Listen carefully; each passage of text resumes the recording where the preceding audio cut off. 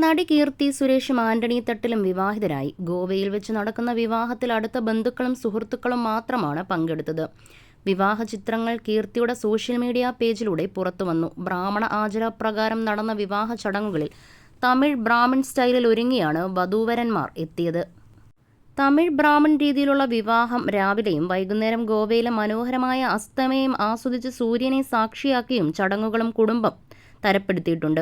ക്ഷണിക്കപ്പെട്ട അതിഥികൾക്കായി പ്രത്യേകം ഡ്രസ് കോഡുകളും ഉണ്ടായിരുന്നു.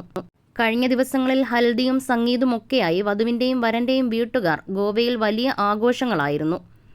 തികച്ചും സ്വകാര്യമായ ചടങ്ങായാണ് വിവാഹം ഒരുക്കിയിട്ടുള്ളത്. അവസാനവട്ട ഒരുക്കങ്ങളെല്ലാം പൂർത്തിയായ ശേഷം കീർത്തിയുടെ പ്രൊഫൈൽ വഴി ഒരു ചിത്രവും പങ്കുവച്ചിട്ടുണ്ട് കീർത്തി.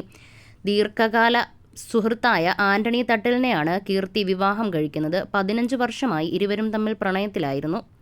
2 ദിവസത്തെ ആഘോഷത്തിൽ വ്യത്യസ്ത ചടങ്ങുകൾ ഓരോന്നും ഓരോ തീം ഉപയോഗിച്ചാണ് അറേഞ്ച് ചെയ്തിരിക്കുന്നത്. സ്വന്തമായി ബിസിനസ്സാണ് ആന്റണിക്ക്. കേരളം ആസ്ഥാനമായുള്ള ആസ്പെറോസ് വിൻഡോസ് സൊല്യൂഷൻ ബിസിനസിന്റെ ഉടമ കൂടിയാണ് കോടീശ്വരനായ ആന്റണി തട്ടിൽ. നടൻ വിജയും കീർത്തിയുടെ വിവാഹത്തിൽ പങ്കെടുക്കാനെത്തിയിരുന്നു. ഇതിന്റെ ഫോട്ടോകൾ സോഷ്യൽ മീഡിയയിലും വൈറലാണ്.